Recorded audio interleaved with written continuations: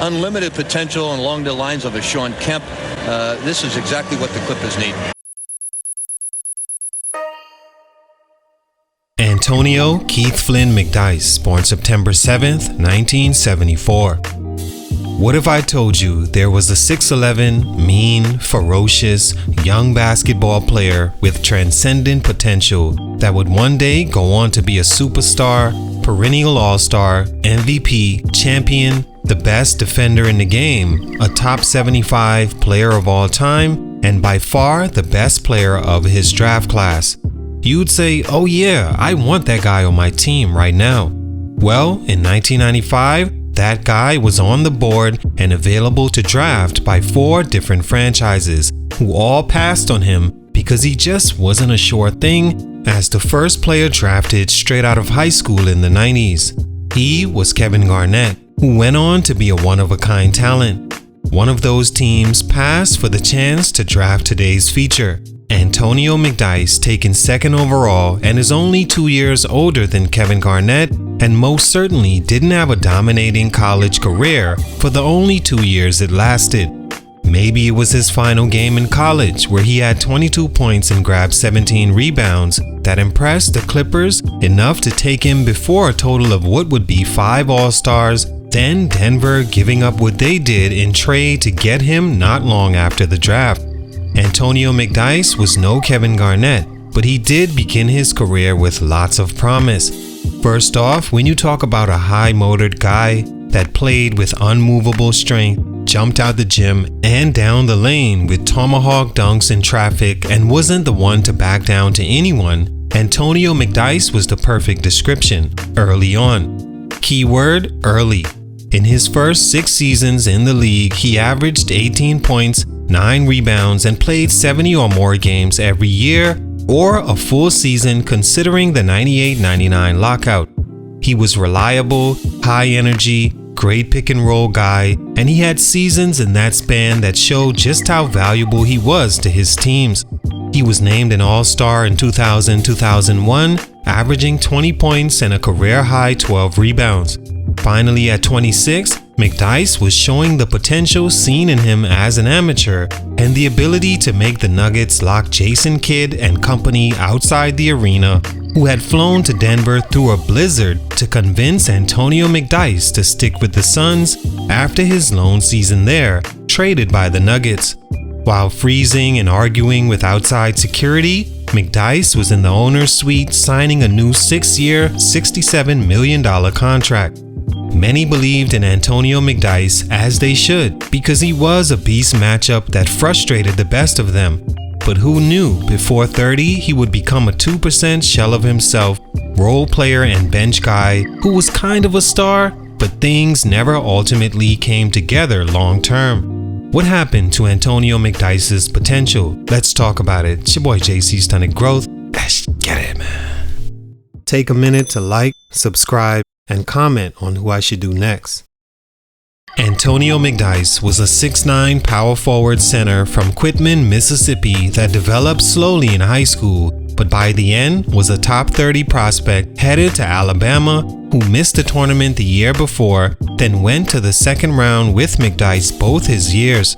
As a sophomore, he once scored 39 points and grabbed 19 rebounds, shooting 6 of 24 from the floor.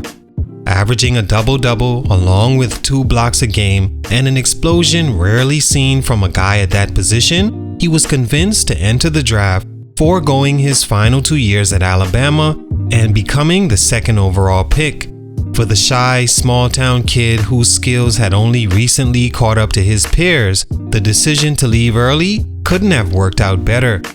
Immediately, McDyess was an asset and thought Denver was a franchise he'd be with forever, especially after having the first 2 seasons he had, becoming an all-rookie performer, averaging 18 points a game and 7 rebounds, and he still was traded to the Suns after just 2 years.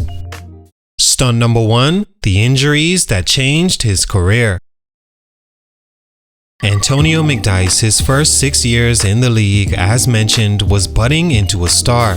He literally made the All-Star team in 2001, in his final season being the productive, physical specimen he became by that time.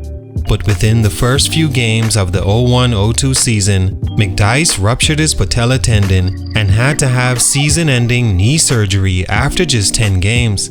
He missed the rest of that season and the following 02-03 season after being traded to the Knicks.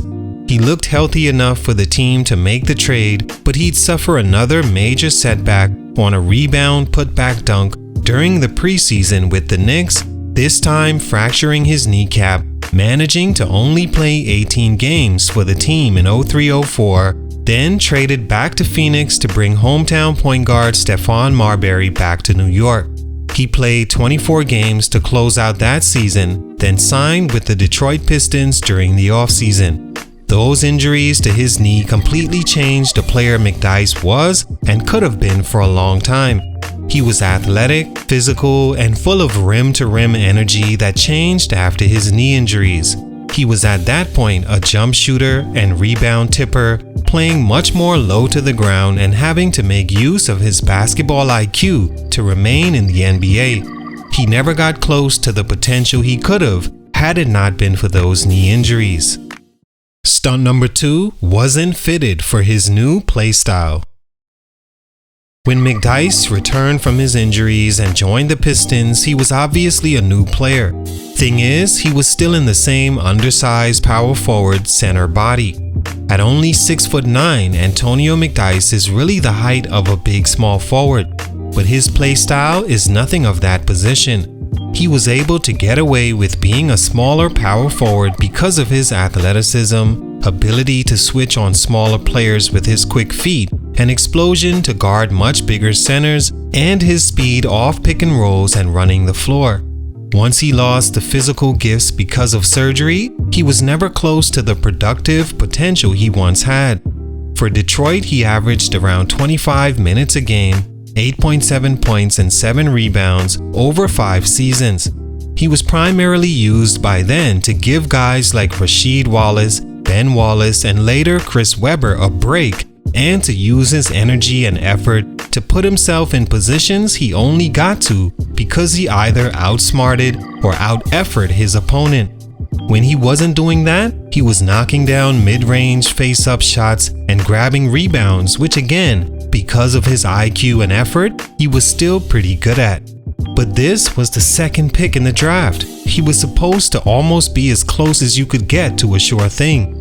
If trying hard brought back his athleticism, Antonio McDyess would have either lasted in Denver, helping them build a contender, or living off the fruits of being on a team he was comfortable on and already a proven success, leading to more opportunity. But opportunity became scarce on other teams because who they got in stature wasn't fitted like he used to make that still work for him. Stunt number 3, healthy a little too late. Lastly, Antonio McDyess's injuries were bad enough for long enough to typecast him into a limited role no matter what team he was on, and because he wasn't the same guy he once was, limited teams to how much they could call his number to make a play happen. His knees from 04-05 to 2010-11 had completely healed enough to where he could play with no restrictions, allowing him to play in 82 games in back-to-back seasons from 05 to 07 and average more than 70 games a season in Detroit and San Antonio. With his old game and his newly found recovered body, Antonio McDyess could have continued his career on path to being a star. He was 30 years old when he got to Detroit and 36 when he retired with the Spurs. Those 6 to 7 years were basically the end of what we once knew, not averaging at least 10 points a game in that span, although he did have seasons where he was one of the better rebounders in the game, like the 07-08 and 08-09 seasons, averaging 8.5 and 9.8 respectively. He finished his career 2 seasons in San Antonio where he started his second year, but shell of himself was exactly what he was by that point. He'd retire from the game after the 2010-11 season. All in all, Antonio McDyess still played 16 years in the NBA, much more than anyone could expect, seeing how early he had 2 major injuries leading to surgery. The fact he was able to reinvent himself on the fly and play 10 more years is testament to his strength and perseverance, and also mental fortitude to go out there and compete as a lesser version of the player you know you'd be if not for these reasons. Salute, much respect, it's your boy JC Stunted Growth, and I'm out.